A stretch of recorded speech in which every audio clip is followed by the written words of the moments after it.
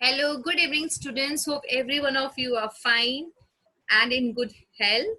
You are staying at home and you're preparing for your exams too.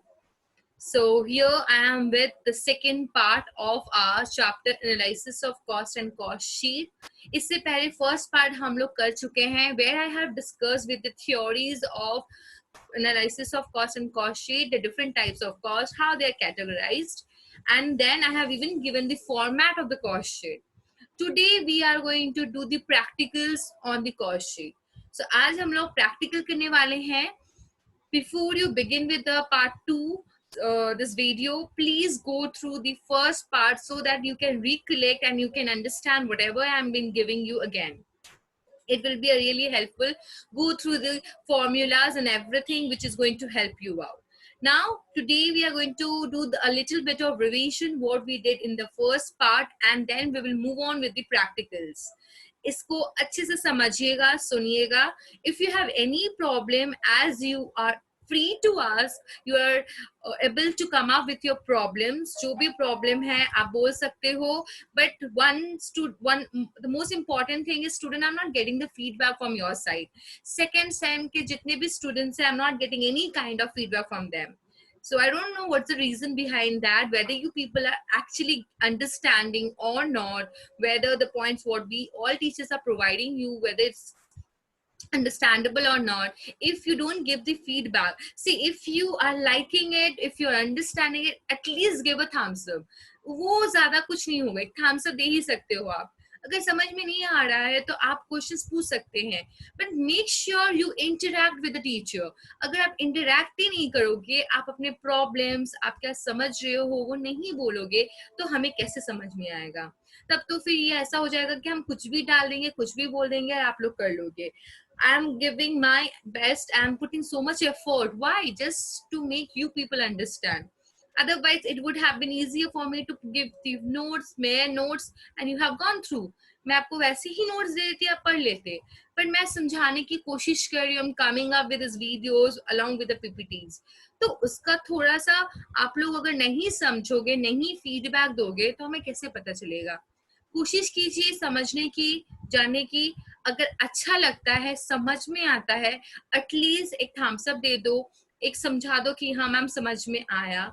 नहीं आता है तो मैं हमेशा बोलती हूँ, आप आपके क्वेश्चंस को लेके आ सकते हो, पूछ सकते हो हमें, बट डू रिस्पॉन्स. बात थोड़ा सा आप बोलिए कि आपको कैसा लगा, समझ में आया कि नहीं. यस बनू, this is really very important. Okay, now let's begin with. हम अब टाइम वेस्ट नहीं करके अपना चैप्टर शुरू करते हैं. So today what we need to do is basic of classifications that we have discussed in our first part. Student, ये हम अपना first part में discuss कर चुके हैं.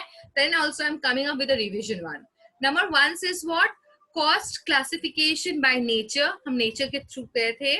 Relation to the cost center, functions, behavior, production process, and then we came up with the time. अब हम आएंगे the format of the cost sheet. Now, this is a very important, this is a pro forma of the cost sheet, जहां हमें इसी तरीके से हमारे सारे सम्स को करनी है. इसीलिए इसको आपको रटना है, रट लीजिए, समझना है, समझ लीजिए.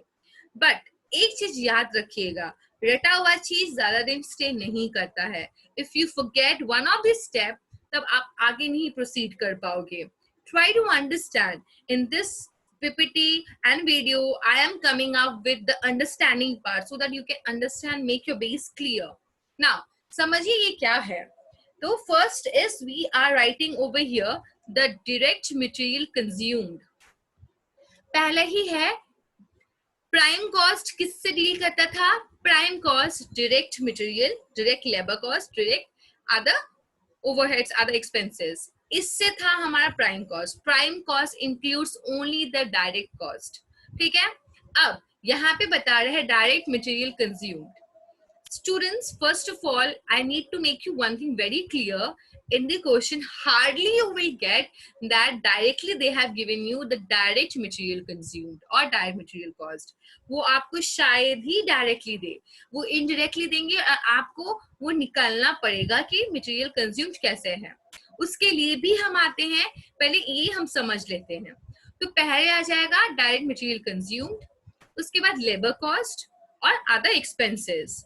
ये तीनों मिला के मैंने अभी जस्ट कहा direct material, that labor cost and other expenses या overheads includes a prime cost। जैसे ये हम तीनों निकाल लिए, we will get what? We will get the prime cost। देखिए हमें फिर prime cost मिल गया यहाँ पे, you can see, yes।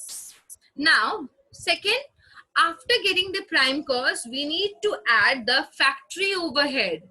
Factory overhead उसमें अगर जोड़ते हैं प्राइम कॉस्ट के साथ या वर्क्स ओवरहेड, तब हम क्या, हमें क्या मिलेगा? Works cost incurred. तब हमें मिल जाता है डायरेक्ट एक्सपेंसेस के साथ जब फैक्ट्री ओवरहेड या वर्क्स ओवरहेड मतलब इनडायरेक्ट एक्सपेंसेस ऐड करते हैं। फैक्ट्री ओवरहेड या वर्क्स ओवरहेड क्या था? Indirect material cost, indirect labour cost, indirect overhead expenses. ये सारे इनडायरेक्ट कॉस्ट जब ऐड कर देते हैं प्राइम कॉस्ट के साथ, तब हमें मिल जाता है work cost incurred. Okay, then third we move on to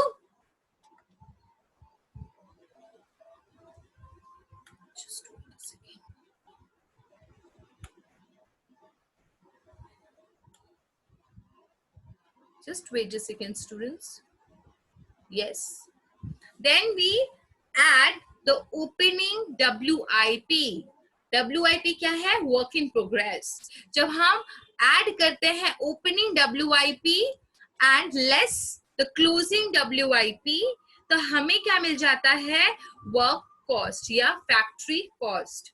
तब हमें मिल जाता है फैक्ट्री कॉस्ट। बातों को समझो, पहले हमने सारे डायरेक्ट कॉस्ट ले लिए, direct material, direct labour, direct other overhead expenses. तब हमें क्या मिल गया? Prime cost. Very good ma'am, prime cost के साथ हम अगर इनडायरेक्ट एक्सपेंसेस ऐड कर देते हैं, जैसे कि इनडायरेक्ट मटेरियल, लेबर एक्सपेंसेस, जिसको हम लोग फैक्ट्री ओवरहेड्स या ओवरहेड वर्क्स ओवरहेड भी बोलते हैं, तो हमें क्या मिल जाएगा? Works cost incurred. Works cost incurred के साथ add opening WIP less closing WIP। इसके साथ हमें लेस करनी होती है अगर कोई स्क्रैप वैल्यू अगर है तो। Scrap value of a factory scrap, जब फैक्ट्री स्क्रैप में कोई भी स्क्रैप वैल्यू होगा अगर उसको लेस कर देंगे, ये यूजुअली होता नहीं है, if it is given in the question it should be deducted, तब उसको लेस करेंगे। ये अगर मिल जाए तो हमें मिल जाएगा वर्क कॉस्ट और फैक्ट्री कॉस्ट। तब हम आ जाएंगे वर्क कॉस्ट और फैक्ट्री कॉस्ट। इतना तक I hope it is clear. Now we move on to the next, that is the cost of production। अब अगर वर्क कॉस्ट के साथ पहले हमने डायरेक्ट ले लिया, फिर इनडायरेक्ट एक्सपेंसेस ले लिया, उसके साथ add opening WIP less closing WIP less scrap value if any, तो हमें आ जाता है वर्क कॉस्ट। अब वर्क कॉस्ट के साथ अगर हम ऑफिस या एडमिनिस्ट्रेटिव एक्सपेंसेस ऐड कर दें, ऑफिस या एडमिनिस्ट्रेटिव एक्सपेंसेस ऐड कर दें, तब हमारा हो जाएगा कॉस्ट ऑफ प्रोडक्शन। तब हमें क्या मिल जाएगा? Cost of production. And then if cost of production को क्या करेंगे? अगर हमें कॉस्ट ऑफ प्रोडक्शन को पर यूनिट में निकालना है स्टूडेंट्स, तो कुछ नहीं, टोटल कॉस्ट अभी तक जितना हमारा निकला, टोटल कॉस्ट जितना हमारा निकला और टोटल यूनिट्स हमारा जितना है, तो total cost divided by total units कर देंगे, तो कॉस्ट पर यूनिट हमारा निकल जाएगा, cost of production। Now, I hope this much is very much clear to every one of you। Now, after we get the cost of production, अब हमें क्या करना है? एक चीज हम रिकॉल करते हैं, समझने की कोशिश करते हैं। अभी कुछ से पहले मैंने क्या कहा कि जब वर्क कॉस्ट इनकर्ड निकाल लिए डायरेक्ट एक्सपेंसेस इनडायरेक्ट एक्सपेंसेस करके, उसके साथ जब हम add opening WIP less closing WIP करते हैं, तो हमारा क्या निकल जाता है? Work cost.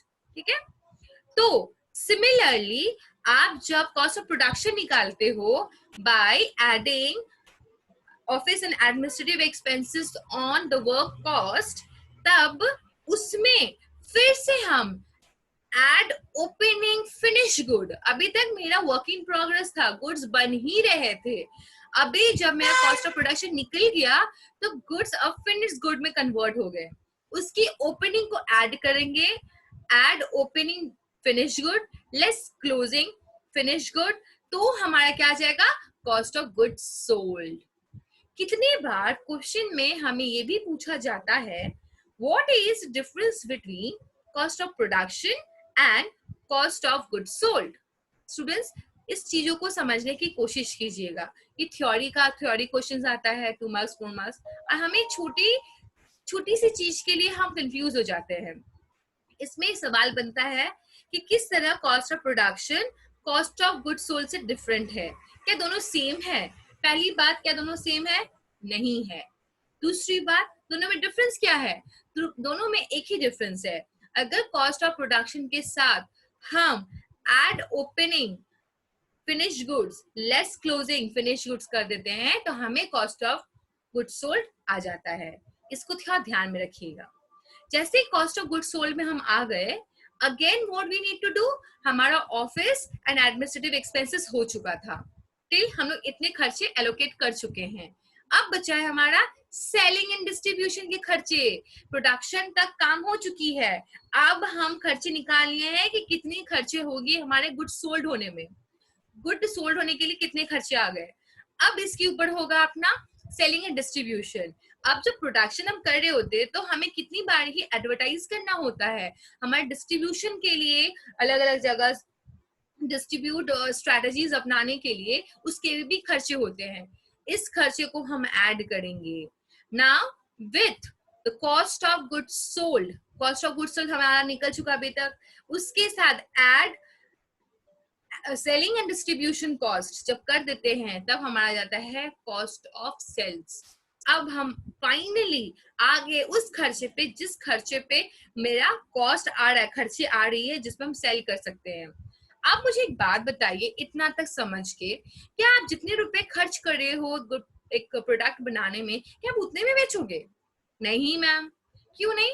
तो मैम मुनाफा कैसे होगा हमारा, हमारी फैक्ट्री चलेगी कैसे? Exactly, very good point. So after you get the cost of sales, जैसे ही हमारा कॉस्ट ऑफ सेल्स हमें मिल जाता है, we need to see what the profit margin need to be added. कितना प्रॉफिट हम रखेंगे जो मेरा एक सेल्स प्राइस, सेलिंग प्राइस बनेगा। और यही है कॉस्ट ऑफ सेल्स और सेल्स में difference.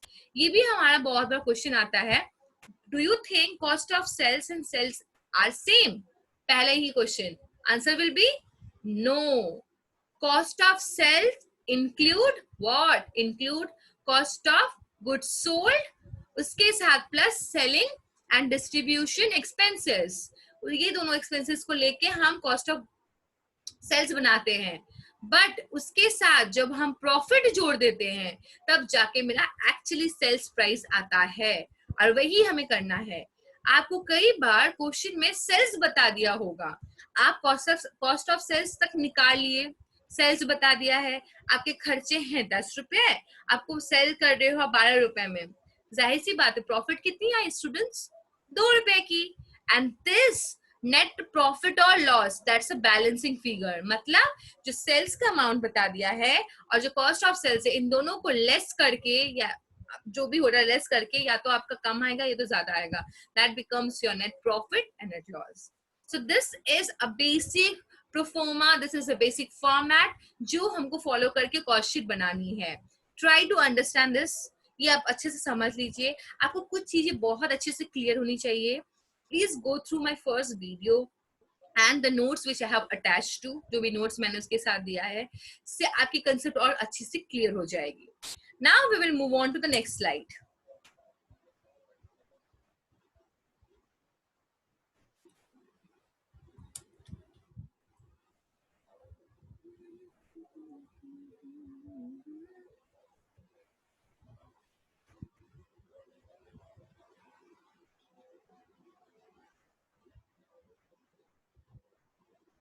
Okay, now try to understand. ये फर्स्ट प्रैक्टिकल है हमारा, इसको अच्छे से पहले आप लोग समझिए, पढ़िए। ये क्या बोला है यहाँ पे? Prepare a cost sheet for the following particulars. Number 1, here it's given that, okay students, before we move on to the practical, अब मैं एक चीज जो आप लोग को पॉइंट करने बोली थी कि डायरेक्ट मटेरियल कंज्यूम या डायरेक्ट मटेरियल आप लोग को नहीं देगा, वो आपको निकालना पड़ेगा। देखिए इस प्रोफोमा में, इस फॉर्मेट में मैं आपको समझाने वाली हूँ। पहला जो फर्स्ट पार्ट है वो बहुत इंपॉर्टेंट है, उसको अच्छे से समझिए, जो maximum they give in the question itself. Now see, first what do you need to come up to understand what is a direct material consumed, what is a direct material, you need to understand this adjustment very well. आपको ये adjustment अच्छे से समझना पड़ेगा. Yes, I hope it is visible to every one of you.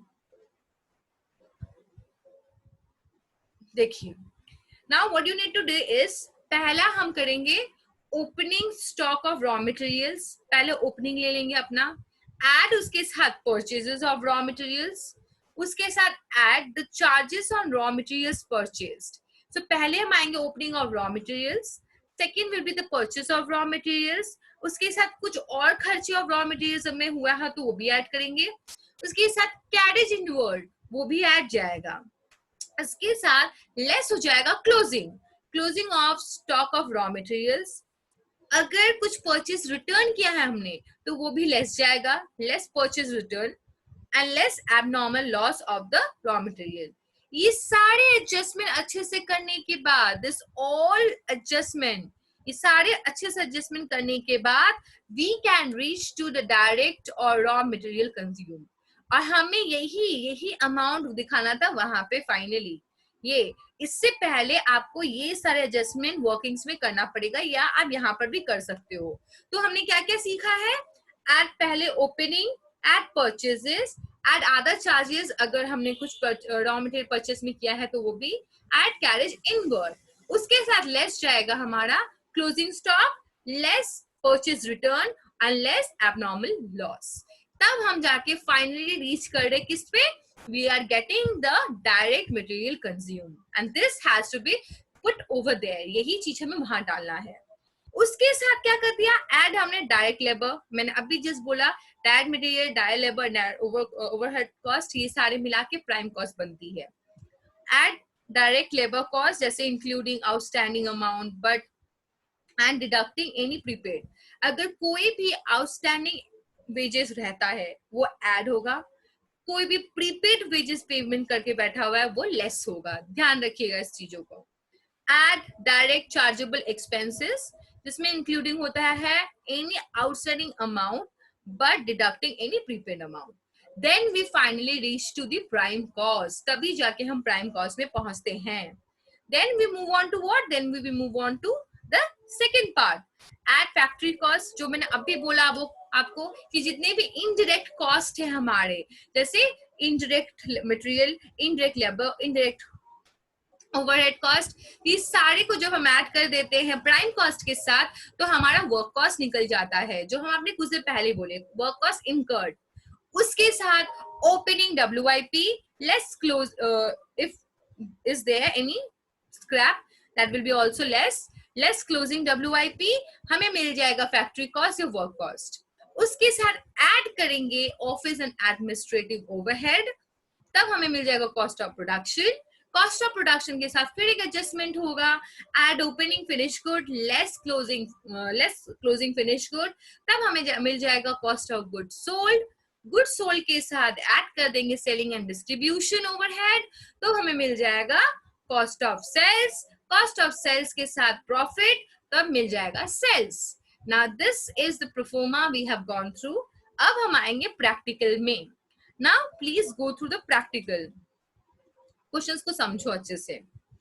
Prepare the cost sheet for the following particulars.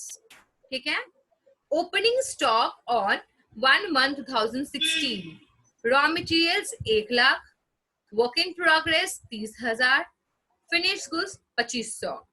Closing stock on 31/12/2016. Raw materials 90, work in progress 25,000, finished goods 7,500. Purchase of raw materials during the year 2,50,000, direct wages 75, manufacturing overhead is 50, administrative overhead 8,000, selling distribution overhead 2,000, and sales distribution comes to 4,20,000. Now try to understand the solution. मैं first solution करके आप लोगों को यहाँ पे बता रही हूँ. आप सेकंड क्वेश्चन का खुद करोगे, पहले समझो। हम लोग अभी प्राइम कॉस्ट कैसे निकालते, रॉ मटेरियल कंज्यूम कैसे निकालते सिखाया आप लोगों को। पहला आ जाएगा opening stock of raw material 1 lakh, सही है। परचेज बता दिया था 2,25,000, add purchase of raw materials 2,50,000, आया कितना 3,50,000। हमारा कुछ और उसके साथ extra cost incurred on purchase cost नहीं है, ऐड नहीं जाएगा। कैश इनवर्ड भी मेंशन नहीं किया है, नहीं जाएगा। Less closing stock of raw materials आ गया 90,000। इसके साथ लेस था आपका this one abnormal loss purchase return, नहीं है, नहीं डालेंगे। हमारा straight away raw material consumed आ गया 2,60,000। क्लियर, 2,60,000 आ गया। अब आएगा हमारे डायरेक्ट वेजेस। डायरेक्ट वेजेस में बता दिया 75,000, अपने लोग आराम से 75,000 डाल देंगे। उससे हमारा आ जाएगा कितना, यहाँ पे any other direct overhead expenses नहीं बोला है, नहीं डालेंगे। आ गया अपना 3,35,000।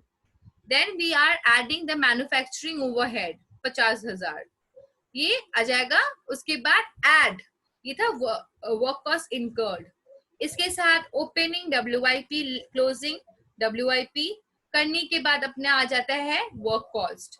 वर्क कॉस्ट के साथ ऐड करेंगे हम एडमिनिस्ट्रेटिव ओवरहेड, ऑफिस और एडमिनिस्ट्रेटिव ओवरहेड, वो हमारे स्ट्रेट 8,000 बता दिया है। वो करने के बाद आ जा रहा है कॉस्ट ऑफ प्रोडक्शन। आ गया कॉस्ट ऑफ प्रोडक्शन, सही।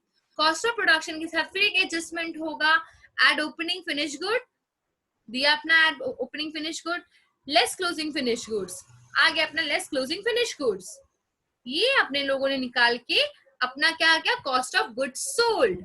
गुड्स सोल्ड के साथ हम अपना डालेंगे add selling and distribution overhead, जो था 2,000। 2,000 को ऐड करने के बाद आ गया cost of sales. Cost of sales के बाद आ जाएगा अपना सेल्स बता दे 4,20,000, जो अभी मैंने कहा। आप खर्च किए हो कॉस्ट ऑफ सेल्स तक 3,95,000, बेच रहे हो 4,20,000 में, प्रॉफिट कितना है आपका, बैलेंसिंग फिगर ये हम निकालते हैं, दिस इज 25,000। आप इस सम्स को अच्छे से पढ़िए, अच्छे से समझने की कोशिश कीजिए, just go through it very well, don't worry. मैं इसके साथ आपको individually I will provide you with the PPT, मैं आपको पीपीटी प्रोवाइड कर दूंगी जिससे आप समझ सको क्वेश्चंस को। So this is what we have gone through. This question number 2 आप कोशिश करना, this is a homework for you, ये आपका होमवर्क रहा।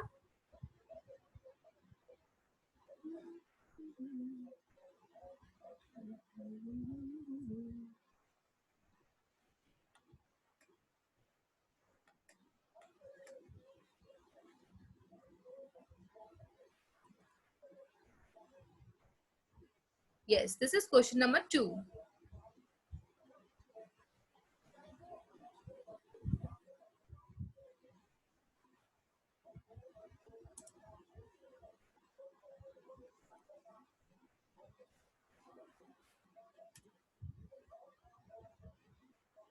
ये देखो यहाँ पे बता दिया है, prepare a cost sheet. Material used in manufacturing process is 1,35,500. Material used for primary package 25,000. Freight on materials purchased.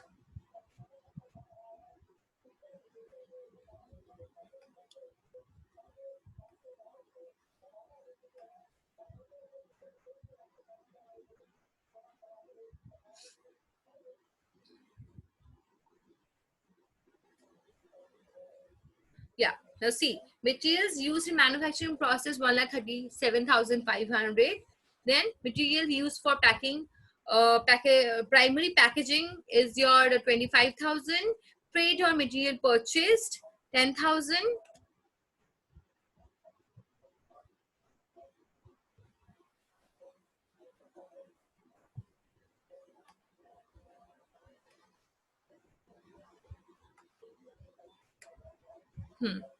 Freight on material purchase 10,000. Import duty on above materials 2,500. Productive labor charge is 25,000. Wages to the supervisory staff 5,000. Chargeable expense 12,500. Factory electric charges 2,500. On the other side, goods delivered to the customers, 3,750. Material used for lubricating machine is 1875. Material used in the office, 3125. Office rent, depreciation, salesman salary, advertising expenses. अब यहाँ पे बोला है, if all the goods manufactured and sold out and concerned wants to make a profit of 20% on the sell, find out the sales. यहाँ पे हमें sales पता करना है, ठीक है. अच्छा, ये मैं आपको सॉल्व करवा देती हूँ. देखिए, पहले हमें क्या करना है, डायरेक्ट मटेरियल हमें पहले निकालना है. उसके लिए कुछ एडजस्टमेंट पहले करना पड़ेगा. क्या है, material used in manufacturing process, that is a direct material, 1,37,500. Material use for the primary packaging, वो भी इंपॉर्टेंट है, वो प्राइमरी में ही है, वो भी आपका मैन्युफैक्चरिंग में ही आता है, 25,000. फ्रेट ऑन मटेरियल्स परचेज, आपने मटेरियल्स खरीदा, उस पर जो खर्चे लगे डायरेक्ट है obviously 10,000. Import duty on the our material, आप इसमें इम्पोर्ट ड्यूटी आपको पेमेंट करना, that is also direct cost, so 2,500. Total हमारा आ जाता है 1,75,000 sorry. Now productive direct labour charges 25,000, इसमें कोई झमेला नहीं है. एंड अदर चार्जेबल एक्सपेंसेस है 12,500. So total it came to the prime cost is 2,12,500. Now we will move on with the factory overhead. Now this factory overhead or the indirect expenses क्या आ जाएगी, material used, yes, material used for the lubricating machine.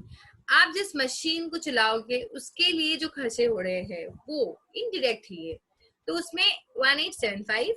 Wages to the supervisory staff indirect है. Factory electricity charges, depreciation और machine, ये सारे indirect expenses है. आपको समझ में आ गया होगा. टोटल मिला के हमारे आ जा रहे हैं 13,750. Now this to aggregate comes to 2,26,250. ये हमारा वर्क कॉस्ट आ गया. अब वर्क कॉस्ट के साथ हम क्या करते हैं, वर्क कॉस्ट के साथ हम मैम एडमिनिस्ट्रेटिव या ओवरहेड, ऑफिस ओवरहेड ऐड करते हैं, हम वही करेंगे. उसके साथ हम क्या करेंगे, एडजस्टमेंट करेंगे. किसका, हम एडजस्टमेंट करेंगे add opening WIP less closing WIP. देखो अब फैक्ट्री ओवर वर्क कॉस्ट आ गया. अब एडमिनिस्ट्रेटिव ओवरहेड में हम आएंगे. This administrative overhead is what,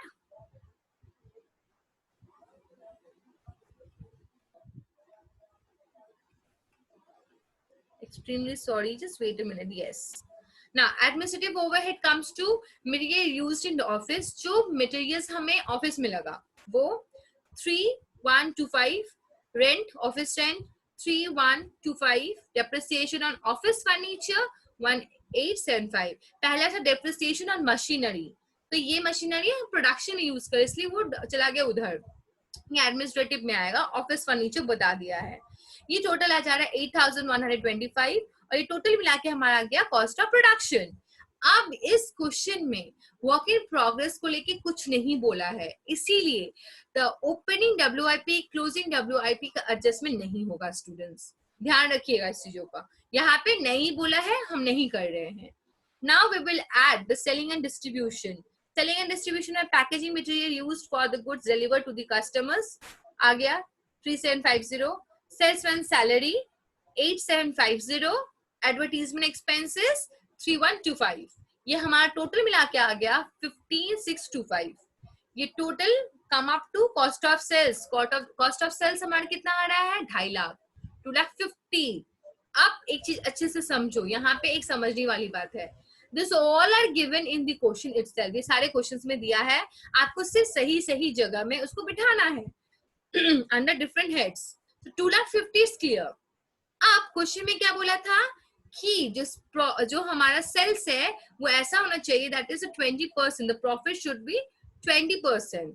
that means on cost बोला था वो, तो हमारा हो जाएगा 20% ऑन सेल्स बोला था.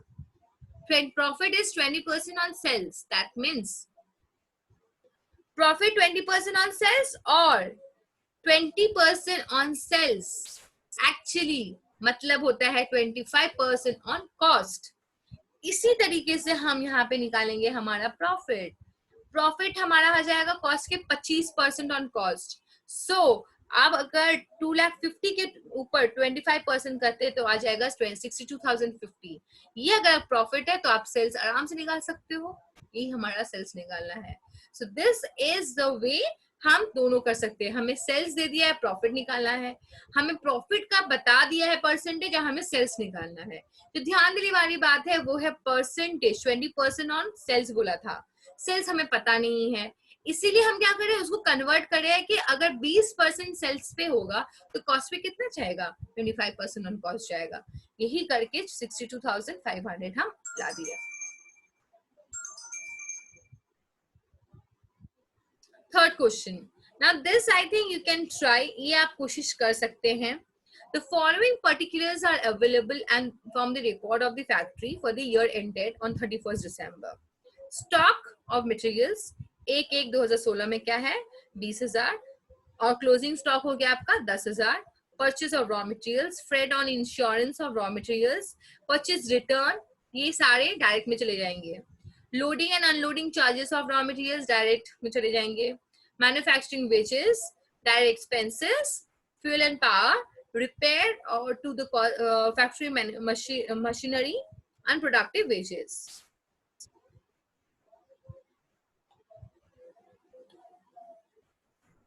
Now, audit fees, bank charges, salaries to the staffs,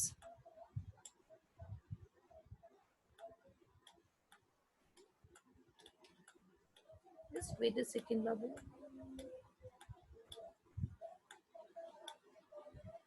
Yes, audit fees to 20,000, bank charges, salary to office staff, haulage of machinery, loose tools written off, preliminary expenses written off. Now this sums, students, I want you to do the homework. आप try कर रहे हो, at least आपको अगर कुछ नहीं समझ में आता है, जो समझ में आ रहा है, जो जिसके हेड में जाएगा उसके अंडर आप रखिए, उसको अंडर, उसके अंडर रिप्लेस कीजिए। और जो आपको समझ में नहीं आएगा, I am there to come up with the solution. Don't worry regarding the solution, you will surely get the solution, but make sure you are trying your best. आप छोड़ के मत आना, मतलब ट्राई करो, कोशिश करो, हो जाएगा। Try, this will be your homework. So till then, take care of yourself. All the very best. Keep going, keep studying. If you have any problem, please put your feedback. That is actually very much required for all the teachers. So give your feedback. Till then, take care. Bye.